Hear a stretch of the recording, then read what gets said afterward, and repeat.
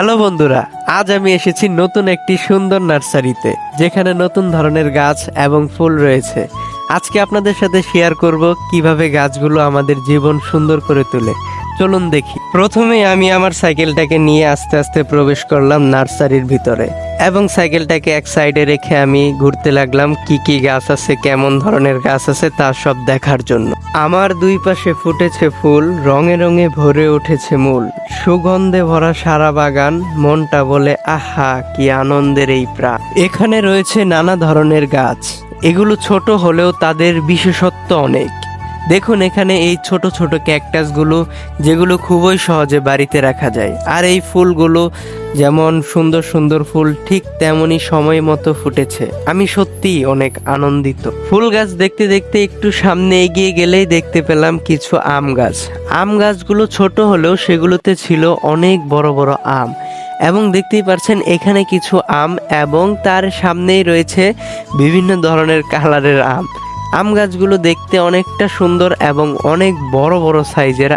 আম গাছ দেখতে দেখতে আমি একটু সামনে এগিয়ে গেলাম এবং অন্য সাইডগুলোতে যাওয়ার চেষ্টা করলাম। এখন যেই সাইডগুলোতে যাচ্ছি সেই সাইডগুলোতে শুধু ঔষধি গাছ এবং বিভিন্ন ধরনের অজানা গাছ, যেই গাছগুলো দেখতে সুন্দর হলেও কিন্তু আমি সেগুলোর নাম জানি না। ব্যালকনি বা বারান্দায় এই ধরনের ছোট ছোট মানি প্ল্যান্টটাই খুব ভালো ঘরের আদর্শ হিসেবে কাজ করে। এই ধরনের ছোট ছোট টবে সুন্দর সুন্দর গাছ লাগানো যায়, যা দেখতেও অনেকটা আকর্ষণীয় লাগে। এইখানে কিছু ঔষধি গাছ রয়েছে, যেমন অ্যালোভেরা, যা ত্বকের জন্য খুবই উপকারী, আর তুলসী প্রকৃতি উপায়ে সর্দি কাশির চিকিৎসা করতে পারে। এমন গাছ ঘরে রাখতে পারলে অনেক উপকার পাওয়া যায়। এইখানে রয়েছে গোলাপ, জবা ফুলের মতো রং বেরঙের নানা রকমের ফুল, যা দেখলে মনকে অনেক সান্ত্বনা দেওয়া যায়। ফুল গাছগুলো শুধু ঘর সাজায় না, আমাদের মন ভালো রাখে। আমি নিজেই প্রতিদিন এক কাপ চা নিয়ে ফুলগুলো দেখলে শান্তি পাই। তারপর আমি তুলসী গাছ চয়েস করি এবং সেই গাছটা নেওয়ার জন্য একজনকে ডেকে আনি, এবং সে আমাকে গাছগুলো দেখাচ্ছিল যে কোন গাছটা নিলে ভালো হবে।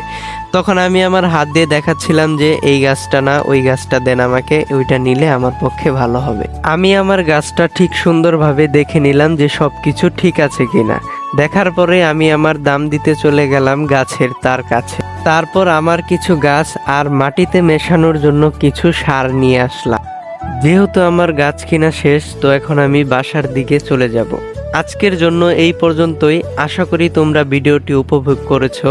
যদি তোমাদেরও নার্সারির গাছ এবং সুন্দর ফুলের প্রতি আগ্রহ থাকে, তবে এই ধরনের জায়গায় অবশ্যই যেতে পারো।